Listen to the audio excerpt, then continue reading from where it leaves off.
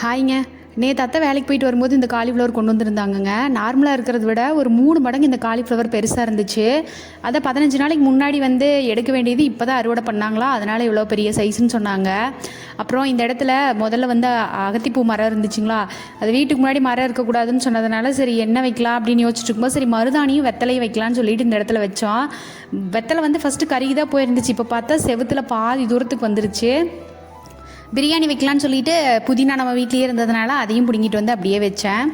என்னதான் வந்து நம்ம வெளியூரில் போய் தங்கி இருந்தாலும் சொந்த ஊரில் இருக்கும்போது கிடைக்கிற ஒரு திருப்தி வந்து நமக்கு வெளியூரில் இருக்கும்போது கிடைக்க மாட்டேங்குதுங்க. உண்மை தானே?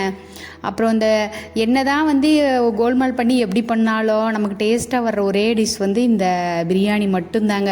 காயெல்லாம் நிறையா இருந்துச்சு. இப்படியே விட்டோம்னா அந்த வெயிலுக்கு வந்து வாடி போயிருன்னு சொல்லிட்டு நேற்று அத்தை சொல்லிட்டாங்க நீ பிரியாணி வச்சுக்க அப்படின்னு சொல்லி. சரி இப்போ வச்சிட்டோம்னா இப்போ காலையத்துக்கும் மதியத்துக்கு ரெண்டுக்குமே சரியாக போயிடும் அப்படின்னு சொல்லிட்டு நான் அதை தான் பண்ணிகிட்டு இருந்தேன்.